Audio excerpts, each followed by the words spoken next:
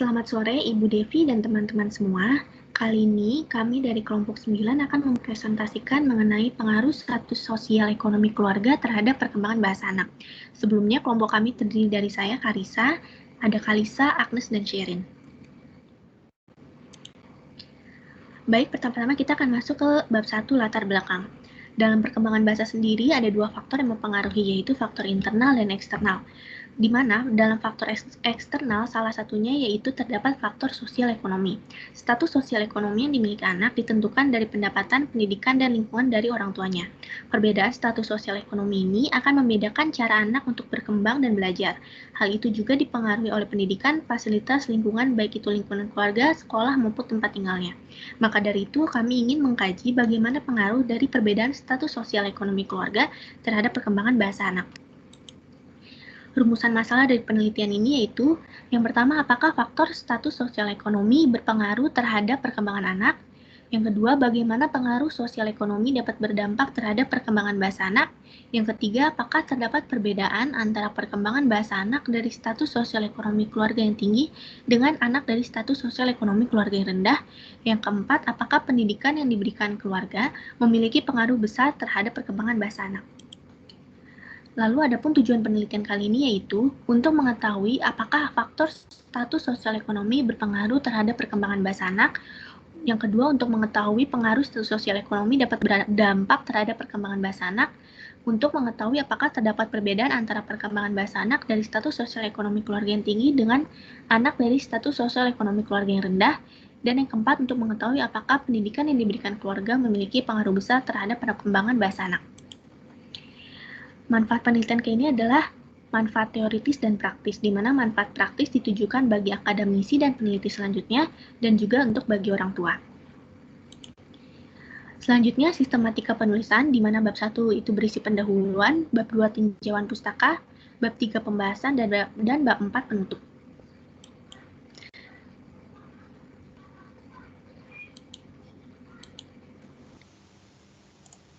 Baik, selanjutnya kita masuk ke status sosial ekonomi keluarga.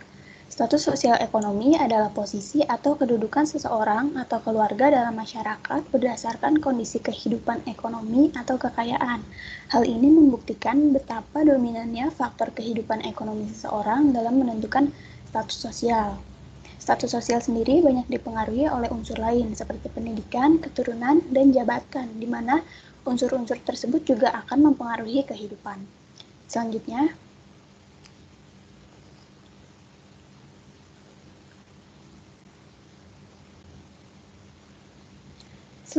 ada beberapa faktor yang dapat mempengaruhi status sosial ekonomi keluarga.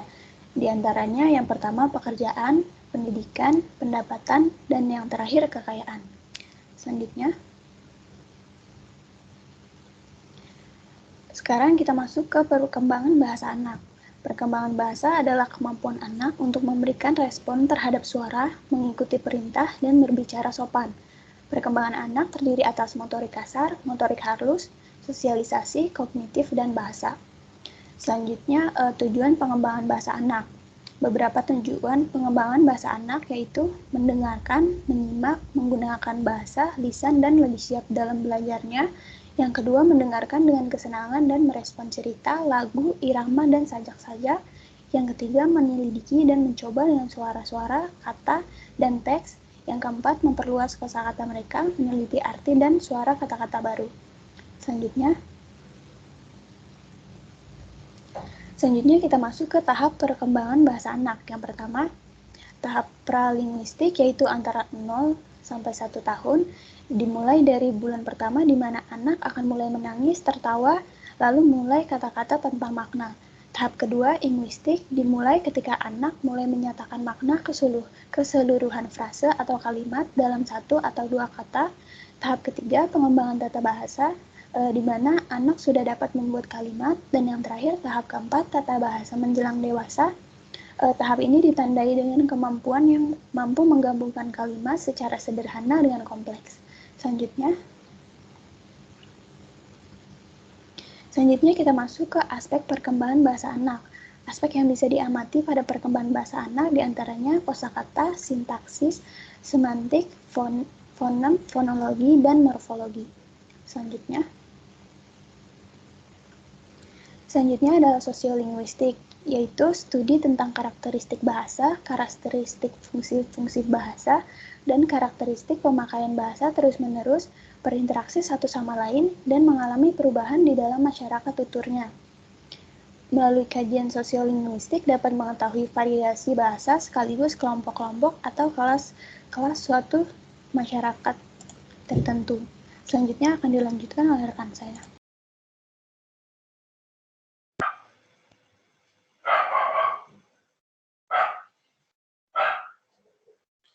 Selanjutnya kita masuk pada pembahasan pengaruh status sosial ekonomi terhadap perkembangan bahasa anak. Pertama, kita harus memahami apa itu status sosial ekonomi. Menurut Sunaria tahun 2018, status sosial ekonomi pengaruh besar bagi suatu individu, baik dari cara berperilaku dan cara diperlakukan. Kalangan status sosial ekonomi tinggi, yang pertama, anak yang berasal dari keluarga dengan status sosial ekonomi tinggi sudah pasti diberikan fasilitas serta layanan pendidikan yang lengkap sejak dini. Dengan adanya fasilitas belajar yang lengkap, diharapkan akan ada kelebihan dibandingkan anak lain. Kemampuan berbahasa anak diharap berkembang, mampu berbahasa yang baik dan sopan, dan sesuai pemakaian bahasa Indonesia yang baik dan benar. Yang kedua, kalangan status sosial ekonomi yang rendah. Anak yang berasal dari keluarga dengan status sosial ekonomi rendah cenderung kurang dari segi fasilitas maupun pendidikan. Walaupun tidak semua, tidak jarang juga anak di jalanan yang kekurangan pendidikan akibat kurangnya fasilitas dan ekonomi memakai bahasa kasar yang sama sekali tidak sesuai dengan pemakaian bahasa Indonesia yang benar.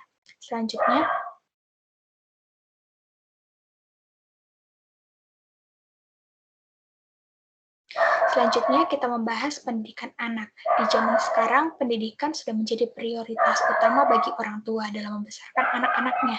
Banyak orang tua mengharapkan pendidikan dengan kualitas tinggi untuk anak-anaknya, hingga rela untuk membayar dengan biaya yang cukup besar. Adapun pendidikan yang dapat diberikan orang tua adalah yang pertama, pendidikan langsung dari orang tua. Orang tua merupakan guru, pendidik, serta teman belajar anak. Peran orang tua sedari kecil dalam pendidikan salah satunya yaitu belajar berbahasa atau berbicara. Orang tua dapat mengajarkan cara berbahasa yang baik, sopan, dengan pembendaharaan kata yang luas. Dalam hal kecil, yaitu mengajarkan anak untuk mengucap salam, belajar banyak kata dengan lagu, dan tidak memakai kata kasar di depan anak. Yang kedua yaitu pendidikan dari sekolah yang akan dijelaskan oleh rekan saya. Selanjutnya, pendidikan dari sekolah. Pendidikan, jika diibaratkan dengan sebuah bangunan, maka fondasinya pasti adalah pendidikan anak usia dini atau PAUD.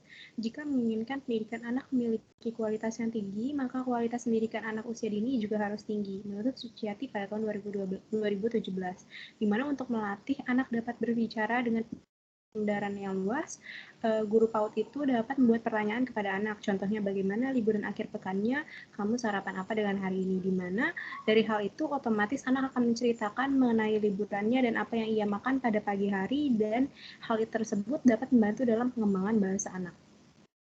Nah, selanjutnya kita masuk ke kesimpulan. Dari kesimpulan yang kita dapat itu, status sosial ekonomi dari suatu keluarga itu dapat mempengaruhi perkembangan bahasa anak, di mana anak dengan status sosial yang baik cenderung memiliki perkembangan bahasa anak yang baik sejak usia dini. Hal ini disebabkan karena adanya fasilitas yang memadai yang disebabkan oleh orang tua mereka sejak usia dini. Berbeda dengan anak dengan status sosial yang kondisinya kurang baik, biasanya mereka hanya mengandalkan pengajaran formal saja dalam perkembangan bahasa anak. Selain itu, dalam perkembangan bahasa anak, peran orang tua dan pendidikan yang didapat sejak usia dini itu dapat menjadi faktor penting bagi pendukung perkembangan bahasa anak itu sendiri. Selanjutnya